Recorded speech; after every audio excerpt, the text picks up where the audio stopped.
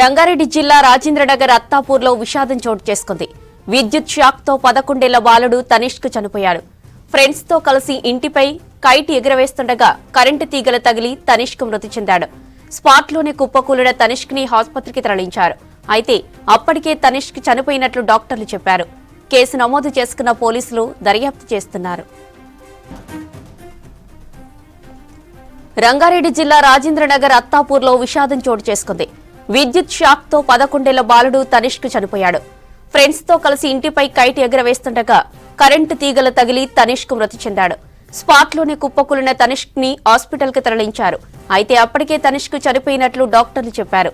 Case నమోదు చేసుకున్న పోలీసులు దర్యాప్తు చేస్తున్నారు. నా దోస్తుల కాడికి వెళ్తే నేను పతంగ ఎగిరిపడానికి నా తమ్ముడు వచ్చి అక్కడ ముందు వెళ్తే పెంట్ హౌస్ దగ్గరికి ఆ ఏసీ ఉంది. అయితే అక్కడ షార్ట్ ఆ ఏసీ వైర్లు ఎరిగి మొత్తం అన్ని రాడ్లకి పిల్లర్స్కి మొత్తం అట్లా షాక్లు వస్తుంటాయి పైప్ లైన్కి.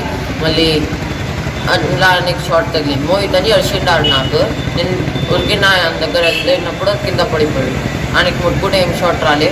మళ్ళీ నేను అక్కడికి వెళ్ళి ఇంటికి తెస్తే జోయా హాస్పిటల్కి వెళ్ళినాం. జోయా హాస్పిటల్కి వెళ్ళి ఉస్మానియా తీసుకొని రాలి. అయితే ఈ బిల్డింగ్లో ఇట్లా అయింది. యాక్చువల్లీ ఏంటంటే నిన్న పిల్లలు అందరు కలిసి పతంగులు ఎగిరేయడానికి వస్తారుగా. దీనివల్ల ఏంటంటే ఆ ముంగడ మల్లయ్య ఉంటారు. ఆ ఇద్దరు అన్నదమ్ములు ఈ ఫ్రెండ్స్ అందరు పైన వచ్చి పతంగ ఎగిరేయడానికి వచ్చినారు. వచ్చిన తర్వాత సంథింగ్ ఆడ ఏసీ కరెంట్ ఏమో కుల్లో ఉందని అంటున్నారు వాచ్మెన్.